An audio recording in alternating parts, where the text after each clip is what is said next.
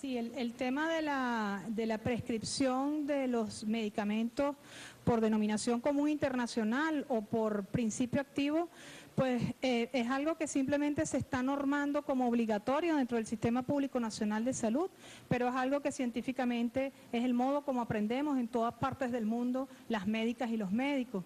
Las médicas y los médicos cuando estudiamos, cuando vemos los libros, cuando revisamos los artículos, cuando revisamos la bibliografía. No estudian por marcas comerciales, evidentemente. Utilizamos el principio activo, que es lo que se estudia para demostrar su eficiencia, su efectividad para el tratamiento de determinada condición que pueda tener un paciente. La prescripción, en consecuencia, debe hacerse en función del principio activo. De otra manera, es como si usted, al indicarle a alguien que se tome un vaso de leche, usted en vez de decirle leche, le estuviera diciendo la marca de la leche. Definitivamente la prescripción debe ser por principio activo. Eso fue claramente definido en la primera resolución que se publicó hace unos meses. Es una decisión del Estado venezolano, pero además es una decisión que por supuesto se fundamenta en la lógica científica, en la lógica académica y en la formación que todas las venezolanas y los venezolanos tenemos para prescribir de manera adecuada en función del producto que estamos indicando, del principio activo que estamos utilizando para una determinada patología. Y la farmacia y los centros que expenden medicamentos deben tener toda la información para que los pacientes puedan saber exactamente cuáles son los productos comerciales con ese principio activo que pueden comprar y cuáles son los precios e irse, ¿por qué no?, por el más asequible. Sí, bueno, sí, en todo caso tienen todos el mismo principio activo.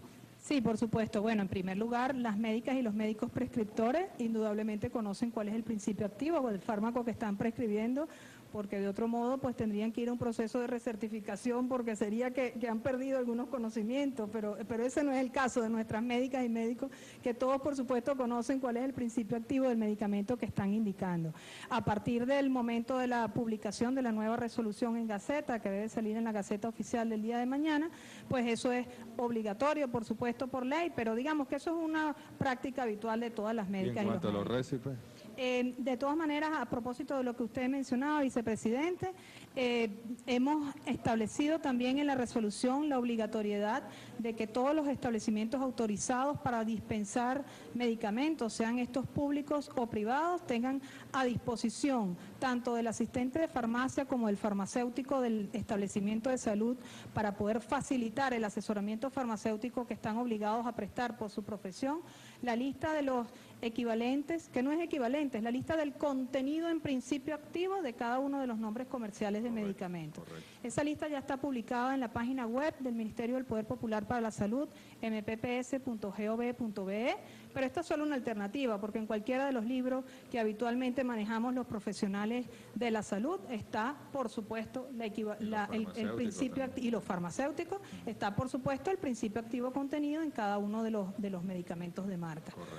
Con el récipe, que era otro, estos dos elementos son los elementos fundamentales del espíritu y la razón de ser de la resolución que se publicó.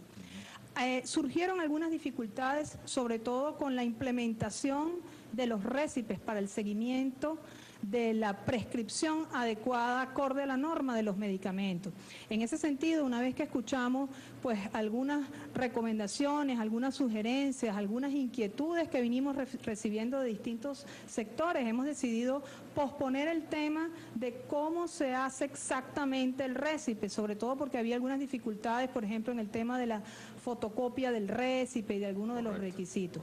Consideramos que eso puede ser objeto de una resolución posterior que iremos trabajando y que iremos poniendo en marcha, teniendo en cuenta todos los elementos básicos, y consideramos entonces que por ahora pues lo fundamental es la prescripción por principio activo, la disponibilidad en los establecimientos de salud del contenido de cada una de las marcas comerciales en términos de su principio activo o denominación común internacional, y en tercer lugar, eso sí, por supuesto, la prohibición clara y tajante de que exista ningún modo de publicidad comercial dentro de los récipes. Correcto, publicidad.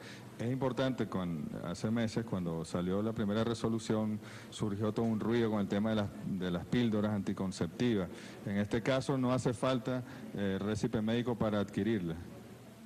Estamos derogando las dos listas de medicamentos y volviendo a la situación en lo que respecta a la requerimiento o no requerimiento de récipe para cada medicamento a la situación que había antes de la publicación de la primera resolución. De acuerdo.